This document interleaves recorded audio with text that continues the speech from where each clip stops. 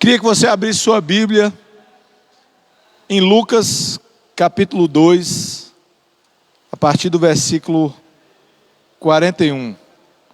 Lucas capítulo 2, a partir do versículo 41. O que é que está escrito?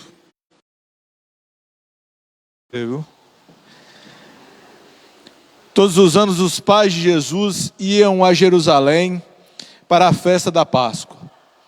Quando ele atingiu os 12 anos, foram a Jerusalém segundo o costume da festa.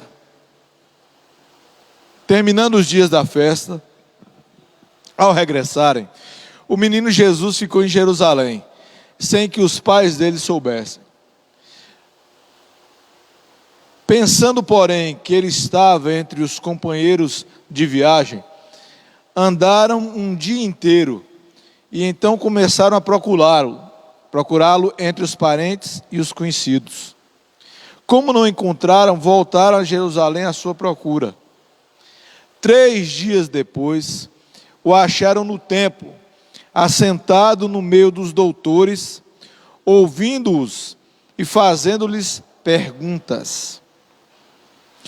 Logo que os pais o viram, ficaram maravilhados. E a sua mãe lhe disse: Filho, por que você fez isso conosco? Seu pai e eu estávamos aflitos à sua procura.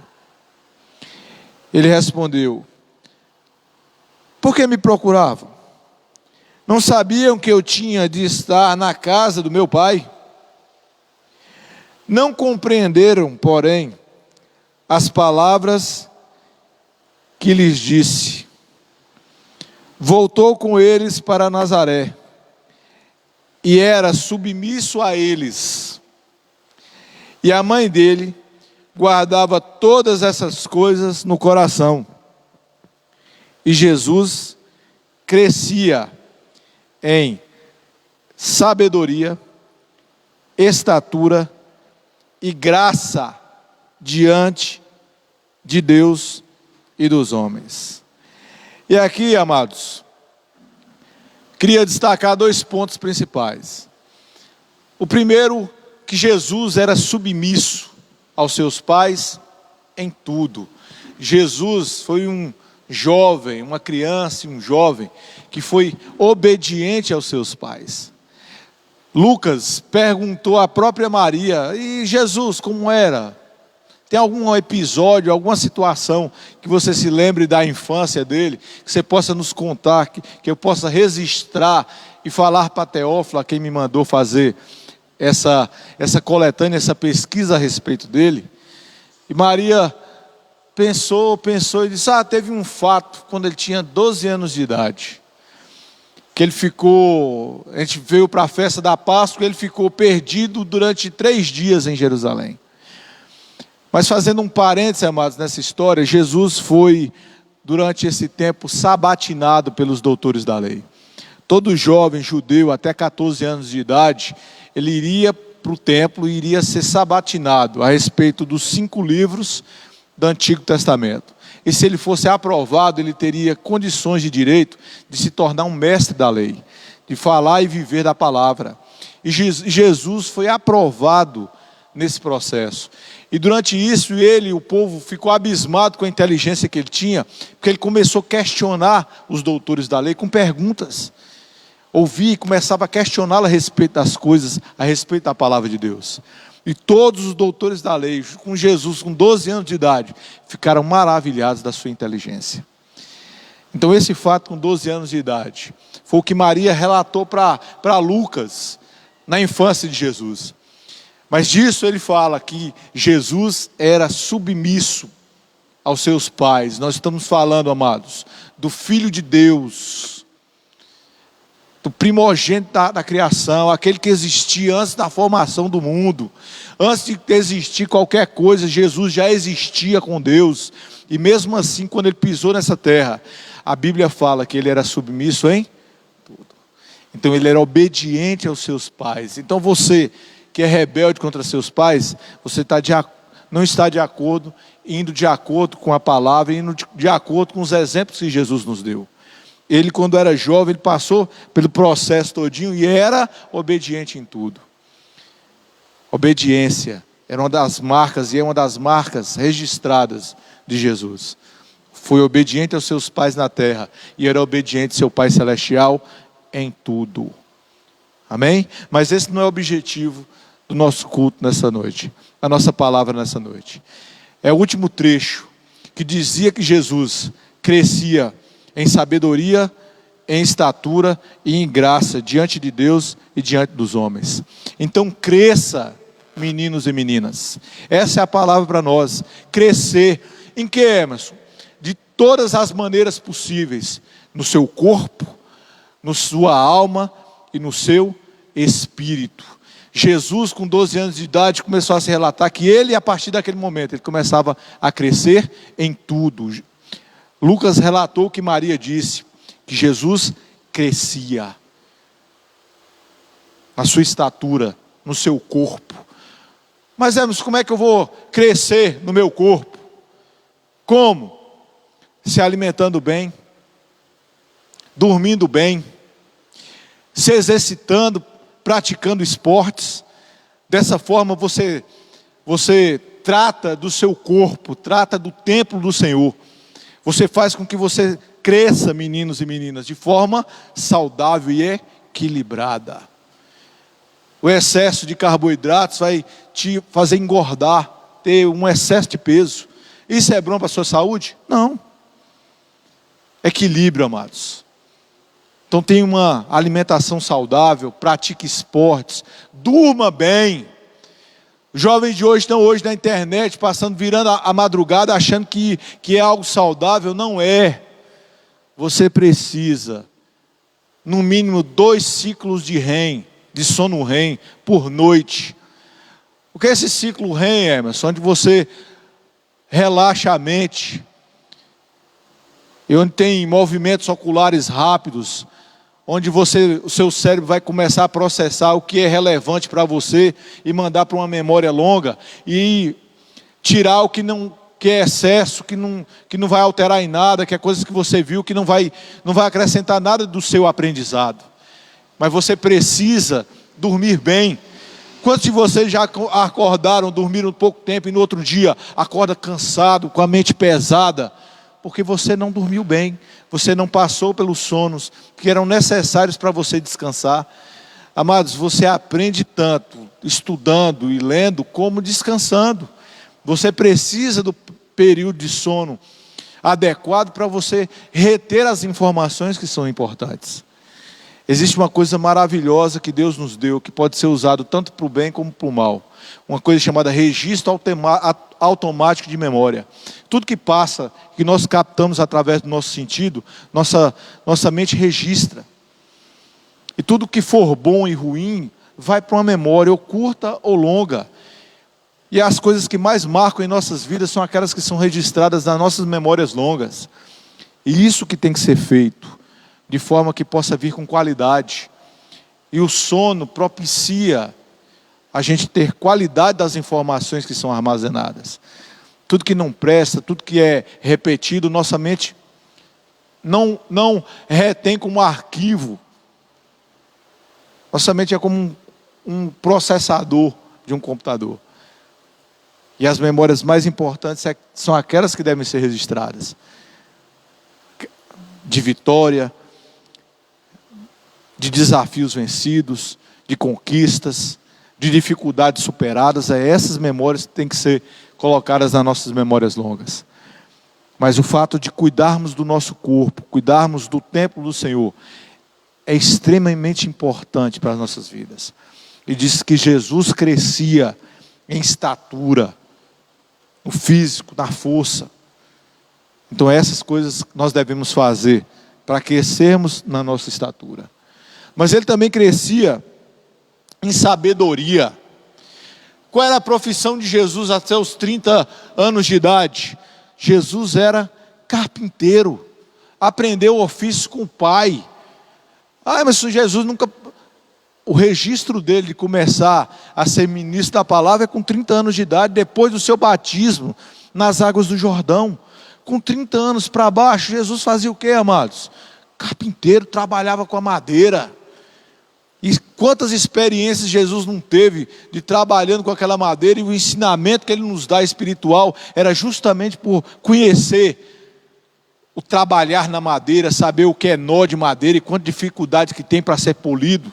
O móvel já estava lá, numa árvore, numa peça de madeira seca, o móvel, aquela coisa bonita, já estava lá, só precisava ser trabalhada para ser conquistada. É a mesma forma da gente.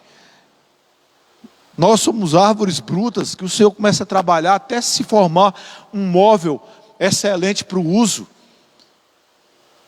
Uma coisa para ser usada com honra. E aqui, amados, nós precisamos crescer em sabedoria. E a grosso modo, o que é sabedoria? É um conhecimento que você aplica. Essa é a sabedoria, um conhecimento que você tem, que você aplica no seu dia a dia. Isso é ser sábio. E como é que nós vamos crescer, Emerson? Estudando, vendo bons filmes, se informando, estudando na escola, os assuntos da escola. E isso você cresce, desenvolvendo uma profissão, começar a pensar e passar numa faculdade. Mas eu não dou muito para esse lado de estudo não, de fazer faculdade não. Seja empreendedor, crie uma empresa.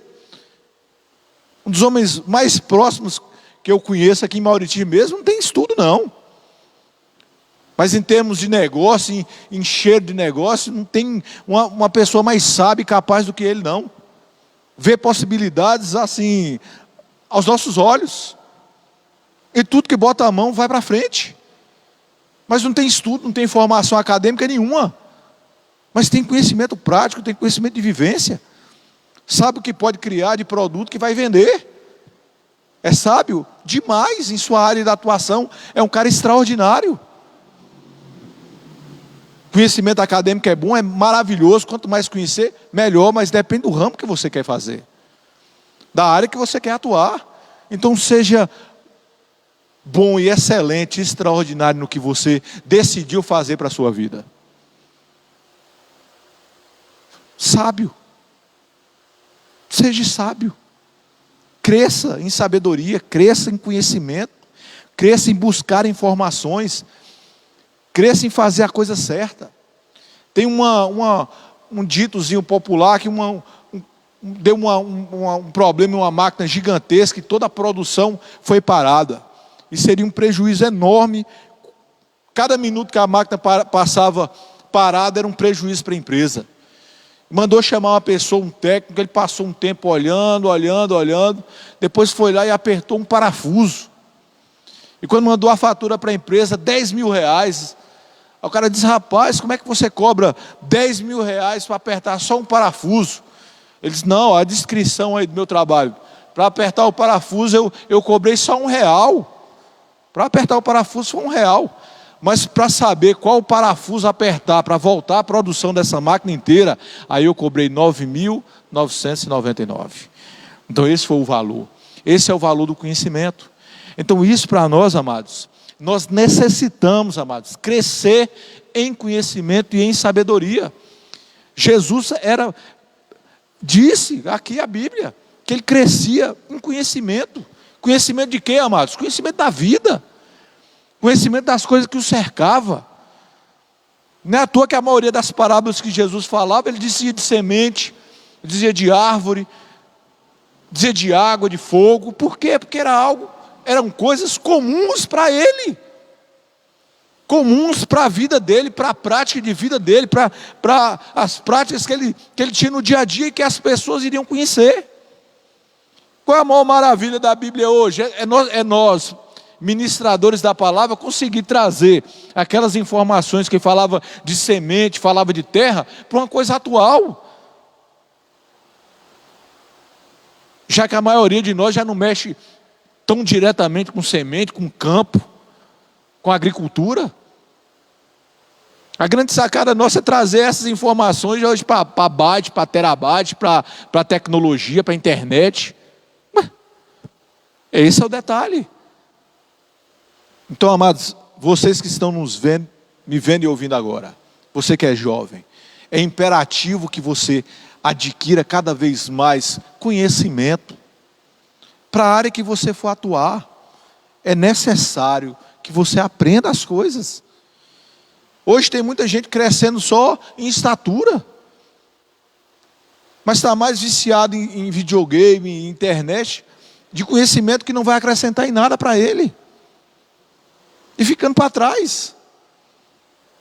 Ora, um dos momentos mais fáceis para entrar no Enem, para passar nas faculdades, vai ser agora, porque muita gente está cansada, porque muita gente está desistindo, não, quando voltar e quando acabar a pandemia, eu começo a estudar. É tempo perdido, amados. Aproveita o tempo.